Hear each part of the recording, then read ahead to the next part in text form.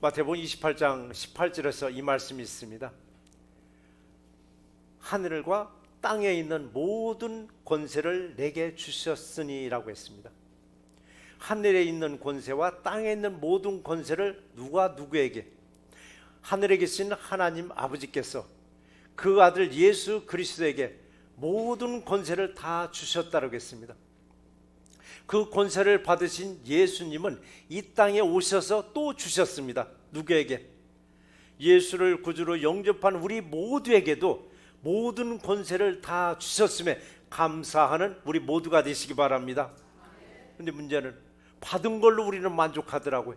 모든 권세를 받은 걸로 만족하는 것이 아니라 받았으면 땅끝까지 이르러 예수의 증인이 되는 선교의 사명을, 전도의 사명을 다하는 우리 모두가 되시기를 주의 이름으로 축원합니다. 자, 구약의 얘기와 신약의 얘기 두 개를 나눠서 한번 말씀을 드리겠습니다. 구약에서 하나님이 인간을 창조하시고 인간에게 첫 번째 질문을 하셨습니다. 그 첫 번째 질문이 네가 어디 있느냐, 그리고 네가 먹었느냐라고 했습니다. 이 상황은 하나님이 아담과 하와에게 명령하고 경고했습니다. 무슨 명령을 했느냐면, 자, 동산에 있는 모든 과실은 내 임의대로, 그러니까 네 마음대로 먹으라. 그러나 중앙 동산에 있는 선악을 알게 하는 열매는 먹지 말라. 먹지 말라 명령을 했습니다. 그리고 경고하시기를 먹으면 반드시 죽으리라 라고 말씀하셨습니다. 그러니까 하나님은 아담과 하와에게 명령과 경고를 했는데 그 틈에 사단이 파고들었습니다. 그 사단은 남자를 믿으면 넘어가지 아니할 것 같으니까 여자에게 접근했습니다. 바로 하와에게 접근해서는 야, 하나님이 먹지 말라고 한 그 열매를 먹어도 죽지 아니한다라고 하면서 너 먹기만 하면 눈이 밝아져서 하나님과 같이 되리라라고 유혹을 했습니다. 그 유혹의 과정에서 누구에 넘어갔어? 바로 하와는 넘어갔습니다. 이 두 가지 질문, 바로 먹지 말으라, 그리고 먹으면 반드시 죽으리라 경고, 그리고 사탄은 먹으라 죽지 아니한다, 먹기만 하면 너 눈이 밝아져서 하나님과 같이 되리라는 유혹의 말이 있습니다. 이 두 가지는 우리에게 항상 지금 부딪히고 있는 상황들입니다. 하나님의 명령을 따를 것인가, 세상 유혹에 따라갈 것인가. 자, 오늘 이 시간에도 누구의 말에 우리는 순종할 것인가, 하나님의 말씀에 우리는 순종할 것인가, 불순종할 것인가, 아니면 사단의 그 유혹에 넘어갈 것인가, 단호하게 거절할 것인가. 항상 하나님의 명령에 그리고 경고에 순종해서 승리하는 우리 모두가 되시기를 주의 이름으로 축원합니다. 하와는 사단의 말을 믿고 그 선악과를 따서 먹었습니다. 먹고 나서 맛이 있으니까 또 하나 따서 남편에게도 주었습니다. 남편이 그걸 먹고 둘이 마주 딱 봤을 때 서로 부끄러워한지라고 했습니다. 왜 부끄러웠을까? 그동안에 눈이 가려져서 부끄러운 줄 몰랐는데 그 과실을 먹고 나니까 눈이 밝혀져서 서로가 벌거벗은 모습이 보였습니다. 우리가 여기서 두 가지를 생각하셔야 됩니다. 벌거벗은 몸이라는 것은 겉으로 옷을 안 입은 상태로 보아서 부끄러웠고, 또 하나는 그의 보이지 않는 내면을 바라보니까 서로가 딴 마음을 품었던 것이 들통나니까 부끄러웠던 것이었습니다. 이 두 부부는 하나님의 얼굴을 피해서 나무 사이에 숨었습니다.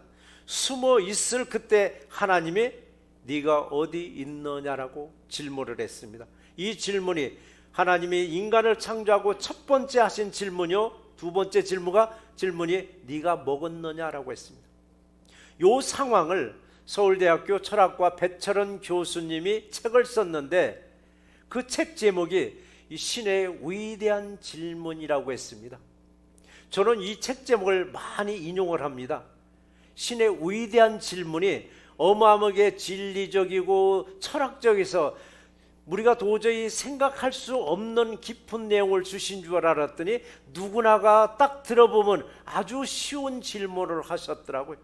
그런데도 불구하고 이걸 신의 위대한 질문이라고 이름을 지었더라고요. 네가 어디 있느냐? 여러분, 지금 이 시간에도 하나님은 우리에게 질문합니다. 네가 어디 있느냐라고. 우리는 대답합니다. 주님 알고 계시잖아요. 제가 여기서 예배자로 있잖아요. 그랬더니 또 물어봅니다. 네가 어디 있느냐고. 두 번째 질문은 무슨 질문이냐면 네 마음이 어디 있느냐라고 질문하십니다. 지금 이 시간에도 우리 몸뚱이는 지금 예배당에 와 있는데 우리 마음은 딴 곳에 가 있습니다. 하나님이 우리에게 질문하는 네가 어디 있느냐고 질문해. 네 마음이 도대체 어디 있느냐, 이걸 질문하고 있는 것입니다. 과연 이 시간에 몸도 마음도 다 예배당에서 정말 하나님께 예배 드리는 줄 믿습니다. 또 묻습니다. 네가 먹었느냐라고. 예, 먹었습니다. 또 질문합니다. 네가 먹었느냐고. 네가 먹는 그 하나님의 말씀을 귀로 듣고 귀로 흘러버렸느냐, 귀로 듣고 네 마음으로 먹고 있느냐. 오늘 시간에 몸도 마음도 이곳에 있어서 하나님의 주시는 말씀을 귀로 듣고 마음으로 먹는 놀라운 역사가 임하기를 주의 이름으로 축원합니다. 자, 또 신약에로 와서 보니까 예수님은 어떤 질문을 했을까? 예수님은 어떤 위대한 질문을 했을까? 예수님은 질문을 하지 않냐고 명령을 하셨습니다. 부활하신 예수님은 제자들에게 이런 명령을 하셨습니다.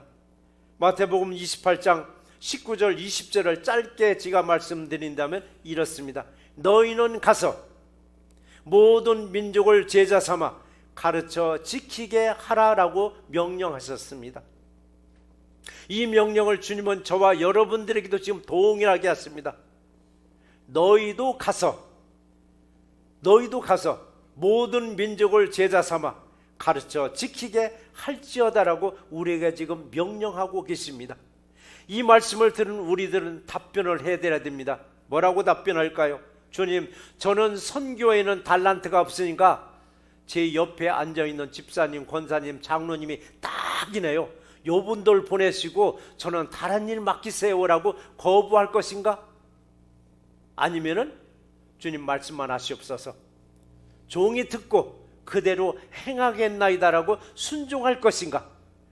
이 답변은 여러분이 예배 드리면서 마음속으로 한번 결단해 보시기 바랍니다. 바로 우리는 신약에서 예수님은 질문이 아니라 명령을 분명히 하셨습니다.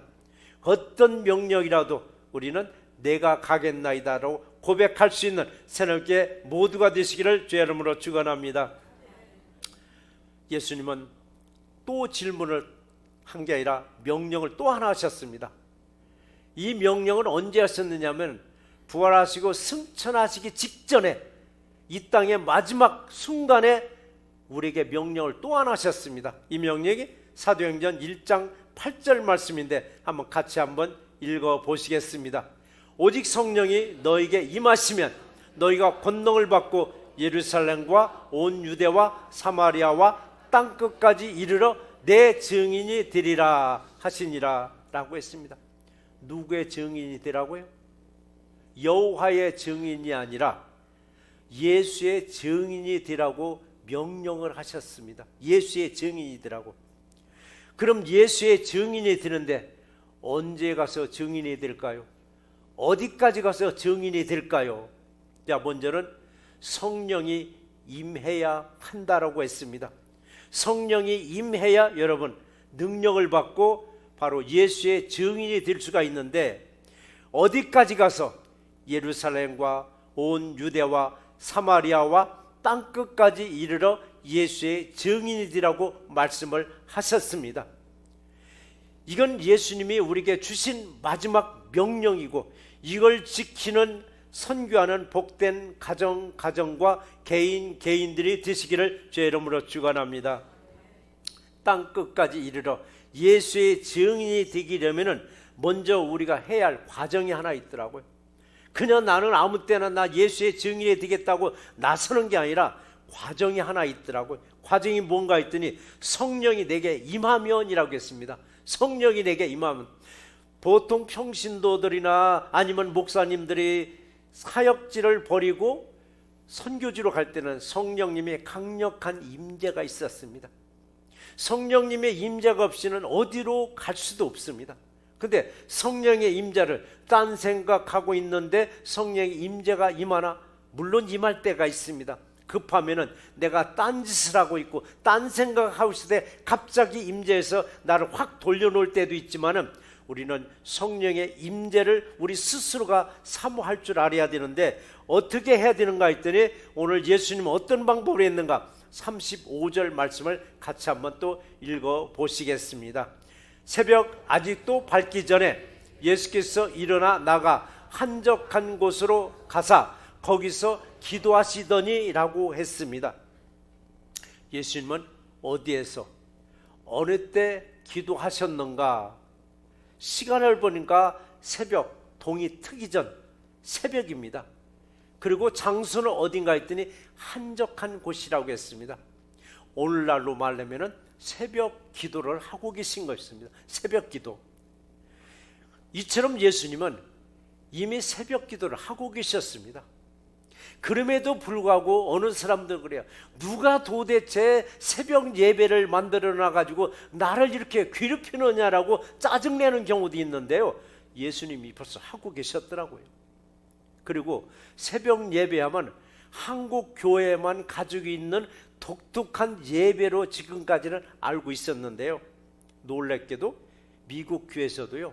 조금씩 새벽 예배를 시작하고 있다는 사실을 여러분 아셔야만 합니다. 그것도 작은 사이즈의 교회에서 하는 게 아니라 아예 메가처치에서 지금 일주일 내내 하는 게 아니라 일주일에 한 번, 한 달이면 뭐 특별하게 몇 번씩 새벽 예배를 시작을 하고 있다라고요. 이거 큰 교회에서 이렇게 시작하면요 머지않아서 미주 전체 온 교회들이 새벽 예배에 아마 불을 지펴서 미국 이 땅에 다시 한번 새벽 예배를 통해서 다시 영적으로 회복하고 다시 일어서는 놀라운 역사가 임할 줄 믿습니다. 늘 우리는 기도했습니다. 우리 작은 이 불씨, 새벽 예배 이 불씨가 미국 전체에 번져지기를 늘 기도했었는데 지금 메가처치에서 알게 모르게 시작하는데 그 교회에서 시작할 때 어마어마하게 모인다고 합니다. 워낙 메가처치들이니까.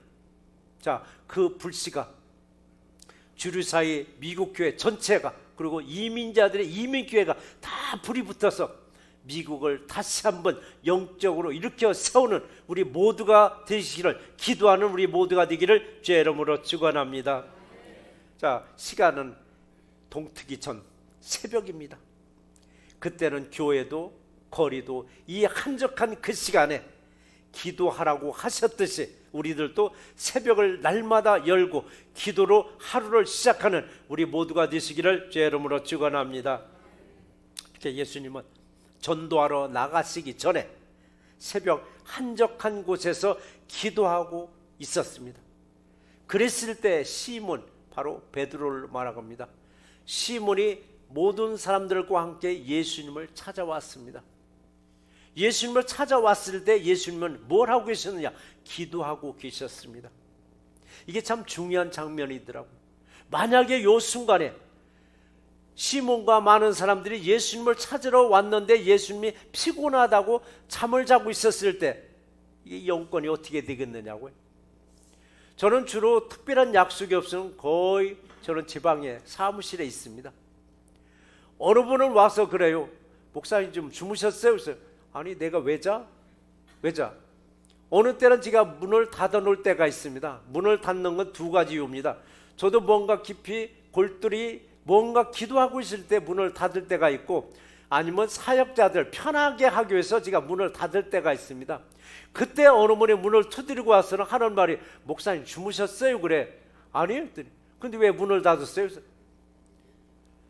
잘 수가 없어요. 어느 때는 저도 피곤해서 잠 좀 잘까 하면 꼭 그때 누군가 와요. 근데 만약에 잠을 자다가 누가 와서 목사님 맨날 자는가 봐? 이래서 저도 잠을 못 자는 거예요. 자도 어서 자느냐. 의자에 앉아서 딱 저는 까딱까딱 5분이면 실컷 잔 것 같습니다. 그래서 토끼 잠을 자요. 의자에 앉은 채로. 왜냐면 마음 놓고 잠을 못 자요. 언제 어느 때 24시간 수시로 들락거리는 게 지방이기 때문에. 자, 예수님도 한적한 곳에서 피곤한데 잠을 자다가 사람들이 찾아왔다면 이게 뭐가 되느냐고요. 이건 무슨 얘기냐면요, 리더는, 지도자들은 항상 앞서 나가야 되고 본을 보여줘야 된다는 얘기입니다. 본을 보여주라는 얘기.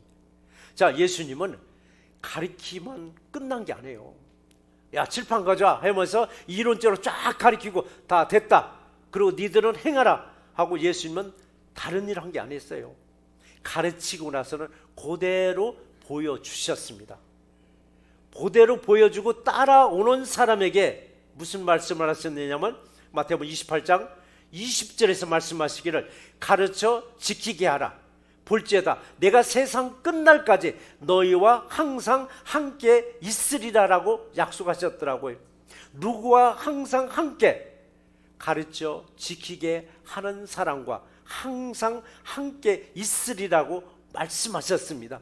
우리는 보고 듣고 배웠으면 여러분의 삶 속에서 그대로 행했을 때 주님이 저와 여러분들을 좋아하셔서 어떤 일이든 능히 하지 못할 일이 없는 놀라운 역사가 임할 줄 믿습니다. 자, 어쨌든 교회에서도 마찬가지입니다. 교회 중간 지도자들은 누구라고 말씀할 수 있느냐면 각 전도의 회장님들, 그리고 부서의 부서장님들, 구역장님들, 이분들이 교회의 가장 핵심적인 중간 지도자들입니다. 자, 이분들이 교회의 흐름에 따라서 같이 움직여졌을 때 그 교회가 튼튼한 교회요, 건강한 교회요, 부흥하는 교회가 되는데, 교회는 오른쪽으로 가는데 이 중간 지도자들이 왼편으로 간다면 어떻게 되겠느냐고요. 한 예로 2019년도에 우리 구역장님들 성경 일독 못하신 분들이 참 많으시더라고요. 구역장이 성경을 읽지 않냐고 구역원들한테 읽으라 절대 권면 못하더라고요. 내가 읽지 않는데. 근데 내가 성경을 읽는 사람 같으면 구역원들한테 성경 읽으세요. 읽으면 너무 은혜스러워요. 강하게 말씀할 수 있는데 내가 안 읽으니까 말을 못하는 거예요. 말을 못하다 보니까 구역원들도 아예 안 읽어버리는 거예요. 자, 올해는 구역장님들 분발하시고 지금도 안 늦었습니다. 지금부터라도 계속 읽기 시작하면은 올해도 일독할 줄 믿습니다. 또 하나는 가정예배도 구역장이 솔선수범으로 예배를 드렸을 때 구역원들한테 구역예배 말고 가정예배도 드리라고 강권할 수 있고 권면할 수가 있는데, 구역장 자체가 가정예배를 안 드리니까 말을 못하는 거예요. 자, 예수님은 능력이 부족해서 기도한 게 아니에요. 가리키려고 끊임없이 예수님은 기도하는 모습이요, 섬기는 모습을 보여주셨습니다. 그래서 예수님의 리더십은 섬김의 리더십이라고 말하고, 아브라함의 리더십은 뭐라고 하냐? 양보하는 리더십입니다. 바로 지도자들은 섬겨주고 한 발 양보했을 때 리더십이 살아날 줄 믿습니다. 자, 다시 또 본문으로 가면은 사람들이 기도하는 예수님을 찾아와서 말하기를 주님, 많은 사람들이 주님을 찾고 있나이다. 왜 찾아? 주님을 왜 찾아왔느냐고요. 자, 이 시간에도 우리는 주님을 찾으셔야 됩니다. 주님을 찾으면 만나 주신다고 말씀하셨습니다. 주님이 만나서 우리에게 뭐를 주시냐? 선교의 사명을 주실 줄 믿습니다. 이 선교의 사명을 개인과 가정과 기업이 받아서 그대로 실천하는 놀라운 역사가 우리 모두에서 임하기를 주의 이름으로 축원합니다. 자, 왜 모든 사람들은 기도하는 예수님을 찾아왔을까? 하나님이 말씀 때문에 찾아왔을까? 아니더라고요.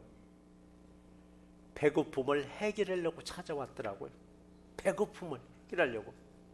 이 모습이 가장 잘 나온 모습이 요한복음 6장 26절에 아주 잘 나와 있습니다. 같이 한번 또 읽어보시겠습니다. 너희가 나를 찾는 것은 표적을 본 까닭이 아니요 떡을 먹고 배부른 까닭이로다 라고 했습니다. 자, 그때 당시 많은 사람들은 예수님을 찾아온 것은 배고파서 찾아왔습니다. 배고픔을 해결해달라고. 그렇다면 오늘날 우리들은 왜 예수님을 찾을까? 여러분들은 왜 예수님을 찾을까? 하나님 말씀 때문에? 선교 때문에? 영생 때문에?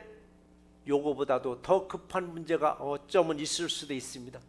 이거보다 더 급한 문제, 비즈니스 문제요, 직장인 문제요, 가정의 문제요, 내 또 인간관계 문제요.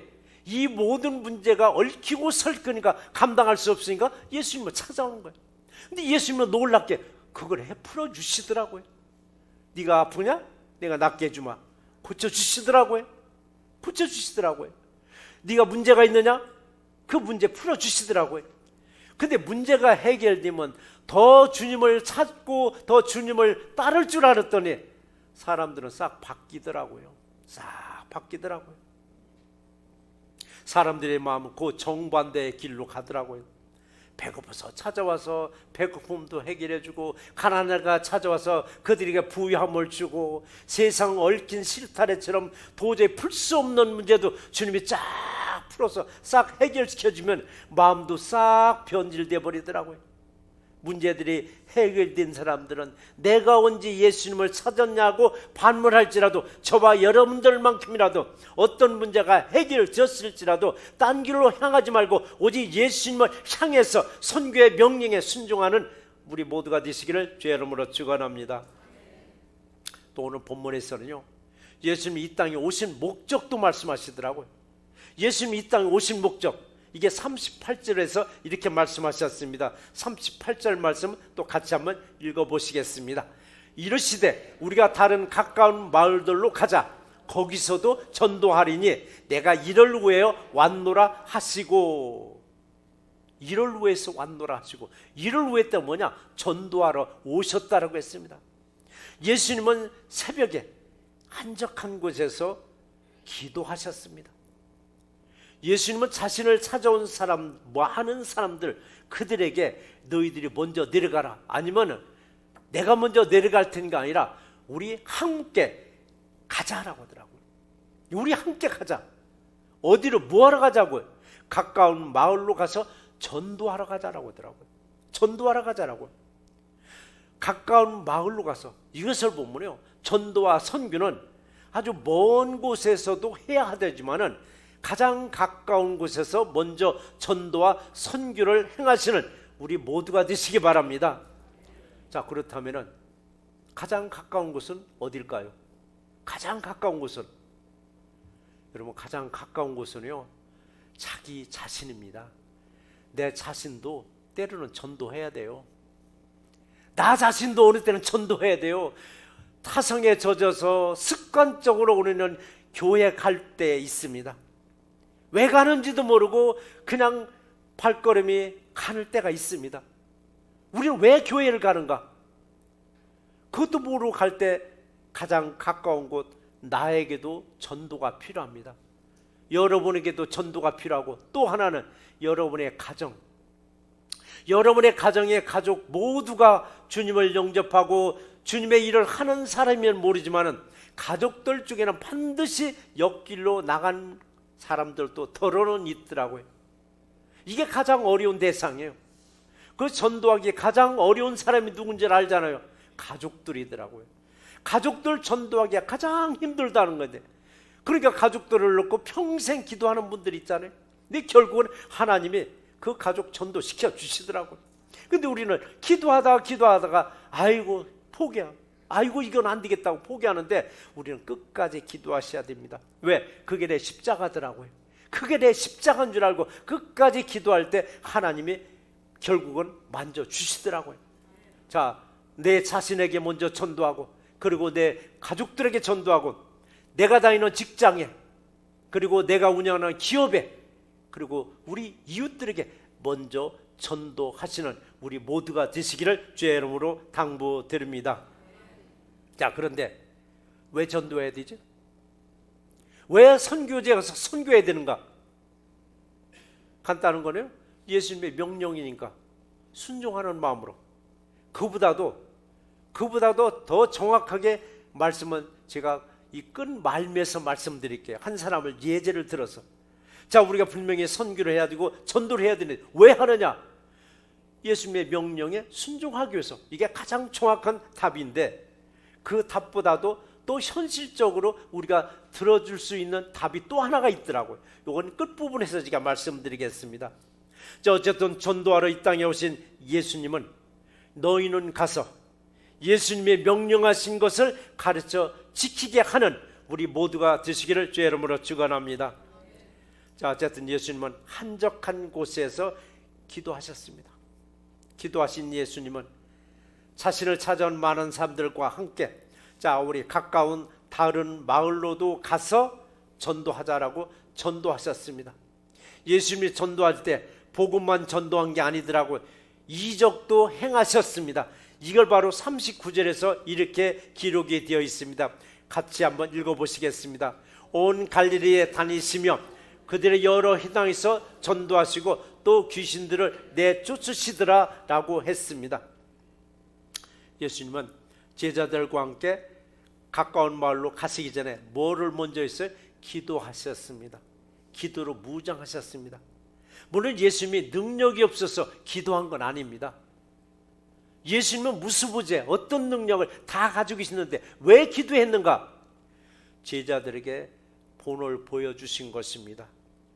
제자들에게 본을 보여주고 우리 모두에게도 본을 보여주셨습니다. 무슨 본을? 작은 일이라 할지라도 먼저 기도로 시작하라는 얘기입니다. 기도로. 화급한 일일수록 먼저 기도하라는 얘기입니다. 자, 불이 났습니다. 자, 불이 나면 여러분 뭐부터 챙겨야 돼요? 불 났을 때 기도해야 되죠. 사람들의 손가락질에 저 사람은 불이 났는데 불꽃 생각하고 기도한다라고. 여러분, 기도할 때요 성령이 불 꺼주셔요. 그런데 급하다고 기도는 뒷전이고 수화기 찾으러 다니고 물 뜨러 다니고, 그 시간에 우리는 짧게라도 하나님 이 불 주님이 꺼주세요. 기도하고 그 다음에 불 끌어 나가야 되는데 이게 순간의 문제입니다. 우리는 순간순간 하차하면 기도를 놓쳐버려요. 그러니까 예수님이 그 새벽에 기도하는 모습을 보여주는 거예요. 너희도 이렇게 기도하고 어떤 일이든 하라고. 마태복음 6장 30장에서는 나와 있죠. 너희는 먼저 그의 나라와 그의 의를 구하라. 그리하면 이 모든 것을 너에게 더해 주시라고 너희는 먼저 그렇게 강조하시는 거예요. 자, 우리들도 예수를 모르는 이웃집을 방문할 때가 있습니다. 또 누군가를 만날 때가 있습니다. 그때마다 우리는 집에서 기도하고 무장하고 만나시면 여러분의 하고자 하는 얘기들, 하고자 하는 속의 목적으로 승리할 줄 믿습니다. 그냥 맹하고 나가지 마시고 반드시. 근데 우리는 기도는 뒷전이고 생각만 하고 가더라고. 이 사람을 만나서 무슨 얘기할까, 어떻게 할까, 요것만 궁리하지 말고 일단 하나님께 기도하고 나가셨을 때 나가면은 생각나게 해주신다고 했습니다. 기억나게 해주신다고 했습니다. 그러니까 우리가 무슨 말을 할까 염려하지 말고 그냥 기도하고 나가면 하나님 그때 상황에 맞춰서 우리에게 귀한 말씀을 주실 줄 믿습니다. 자, 우리가 이제 반대로 이렇게 기도를 무장하지 않냐고 아주 가벼운 마음으로, 소풍 가는 마음으로, 여행 가는 마음으로 전도하러 갔다든지, 선교지에 갔을 때 복음은 고사하고 귀신 쫓아내는 건 고사하고 꽉 눌려버려서 입도 달싹 못하고 꼼짝 못하고 다시 되돌아오는 경우가 있습니다. 이게 뭐냐면 아무 생각 없이 그냥 즐거운 마음으로 전도를 간다, 선교를 간다 그냥 갔는데 귀신이 딱 눌러버리는 겁니다. 딱 눌러보니까 말 한마디 못하고 오는 경우가 있습니다. 딱 눌러가지고 아파가지고 꼼짝도 못하고 선교에서 그냥 갔다가 되돌아오는 경우도. 왜 그러냐? 기도로 무장하지 않고 가벼운 마음으로 가다 보니까 사탄이 꽉 눌러버립니다. 그래서 우리가 무슨 일을 하든 기도하라 그렇게 제가 말씀드리는 겁니다. 작은 일 갖고 화급한 일일수록 기도로 승리하는 우리 모두가 되시기를 주의 이름으로 축원합니다. 자, 그런 말 있잖아요. 사랑하면 닮게 된다라고. 사랑하면 닮게 돼요. 부부간에 왜 닮은가 했더니 사랑하니까 닮아지더라고요. 사랑하니까. 근데 어느 분들은 보면 결혼식장에 보면은 딱 섰는데 야 이거 남매 같다 하는 분들도 있고, 딱 봤는데 전혀 얼굴이 다른데 했는데 몇십 년 살다 보면 닮아가더라고요. 자, 저 같은 경우는요, 결혼 딱 했는데 사람들이 남매냐고 그러더라고요. 앞에서 살 때 그래요. 야 니네 오빠 출근했냐? 니네 오빠 어디 갔느냐라고. 오빠래 오빠. 우리 남편인데 아니 나 네 오빠인 줄 알았다라고. 그래서 아마 우리는 너무 사랑해서 너무 사랑해서 결혼 전부터 그렇게 닮았나 봐요. 근데 분명한 거요, 사랑하면 닮아지더라고요. 분명한 사랑하면 닮아져요. 자, 우리도 예수님 여러분 사랑하시죠? 그럼 예수님 닮으셔야 돼요. 근데 문제는 입술은 닮았더라고요. 우리 솔직히 생각해 보자고요. 입술은 예수님 닮았어요. 예수님 사랑해요. 예수님 사랑해요. 얼마나 찬양도 그 다음에 기도도 얼마나 예수님 사랑한다는 말을 하는데 과연 예수님의 성품을 닮았는가? 예수님 성품 닮았는가? 각자 가면 자기 자신을 들여다보고 야 나도 역시 입술만 예수님은 닮았지 내 성품은 전혀 아니구나 하면 회개하시고 정말 예수님 성품을 닮아가는 우리 모두가 되시기를 주의 이름으로 축원합니다. 특히 오늘 말씀은 예수님이 전도하러 왔다고 했습니다. 이 땅에 오신 목적이 나는 전도하라고 왔습니다. 우리를 또 전도하는 가정과 기업과 가정, 개인들이 되시기를 주의 이름으로 축원합니다. 자, 우리가 왜 전도해야 되느냐? 이거는요 2007년도에 69세로 작고하신 한국의 유명한 동화 작가가 계십니다. 그 이름은 권정생입니다. 성이 권씨고 이름은 정생, 바를 정자의 날생자입니다. 정말 그분은 바르게 살다가 69세로 돌아가셨는데 이분은 일제강점기 때 일본에서 태어났습니다. 찢어지게 가난하게 일본에서 살다가 그리고 해방돼서 한국으로 돌아가지고 경상북도 안동에 있는 어느 교회에서 종지기로 몇 살 때부터 29살 때부터 16년간을 종지기로 거기서 그 교회에서 살았습니다. 그때 당시 종지기는 새벽에 제일 먼저 종치는 사람입니다. 그 종지기들은 조그마한 집을 하나 줍니다. 이분은 갈 데가 없으니까 종지기 생활하면서 16년간 거기서 살면서 동화를 쓰기 시작했습니다. 동화를 써서 첫 번째 작품이 이제 동화 제목입니다. 강아지 똥입니다. 강아지 똥. 이게 아마 중학교 교과서에까지 실릴 만큼 유명한 동화 있었습니다. 그리고 또 유명한 몽실언니, 아주 유명한 동화들입니다. 자, 이분이 또 출판할 때마다 다 성공을 하고 인세가 어마어마하게 들어왔는데 이분 돈 쓸 줄을 몰라요. 무소유자입니다. 무소유자. 그러니까 누군가가 중간에서 딸꾹딸꾹 또 먹었어요. 어느 분이 또. 그래서 왜 먹었느냐고 했더니 이분은 돈을 줘도 쓸 줄 몰라서 내가 대신 썼다고 할 만큼. 이분이 돌아가시고 난 후에 동네 사람들이 이렇게 유명한 작가가 우리 주변에 살았다는 걸 뒤늦게 할 정도로 그만큼 소리 없이 정말 작가 생활을 하신 분인데 이분이 이런 말을 하더라고요. 무슨 말을 하냐? 이 땅에서 고생하며 사는 것도 억울한데 예수를 몰라서 구원받지 못한다면 이보다 더 억울한 일이 어디 있겠느냐라고 얘기하는 거예요. 듣고 보니까 딱 맞더라고요.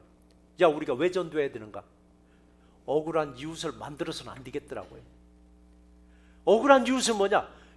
누군가가 예수를 전해줘야 되는데 전해주는 사람이 없어서 구원받지 못하면 이보다 얼마나 더 억울하냐고요.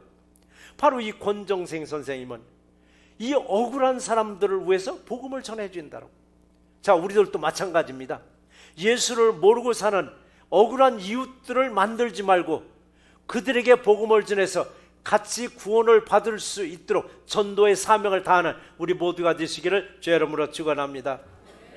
그래서 예수님은 38절에 그 말씀을 하셨죠. 다른 가까운 마을로 가서 거기서도 전도하느니 나는 이를 위해서 왔노라고 말씀하셨습니다.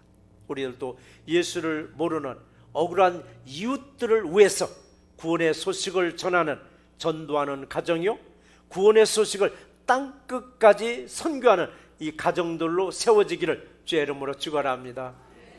우리 말씀을 한번 정리해 보겠습니다. 예수님의 위대한 명령은 모든 민족으로 제자를 삼아 가르쳐 지키게 하라고 하셨습니다. 예수님은 우리들 모두에게도 선교의 사명과 전도의 사명을 주셨습니다. 내가 받은 선교의 사명을 다하고 있는가? 어느 분은 직접 선교지에 나와서 복음을 전합니다.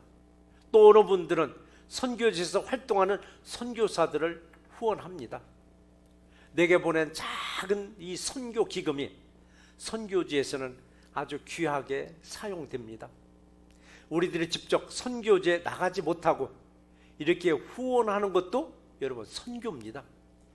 예수님은 생전에 멀리 해외로 나가지 않고 갈릴리 주변과 예루살렘 주변과 사마리아 주변에서 전도 활동하시면서 우리가 다른 가까운 마을들로 가서 전도하자고 하셨습니다. 우리들 주변에 아직도 예수님을 모르는 이웃들이 있습니다. 예수님처럼 가까운 이웃들에게 복음을 전하는 사명을 우리에게 주셨습니다. 한국의 동화작가 고 권정생 선생님은 이런 말씀을 하셨습니다. 고생하며 사는 것도 억울한데 예수까지 믿지 못해서 구원받지 못한다면 이보다 더 억울한 일이 있겠느냐고 한탄하셨습니다. 내가 받은 전도의 사명에 최선을 다하여 구원받지 못하는 억울한 이웃들이 없도록 하는 우리 새날교회 모두가 되시기를 주의 이름으로 축원합니다.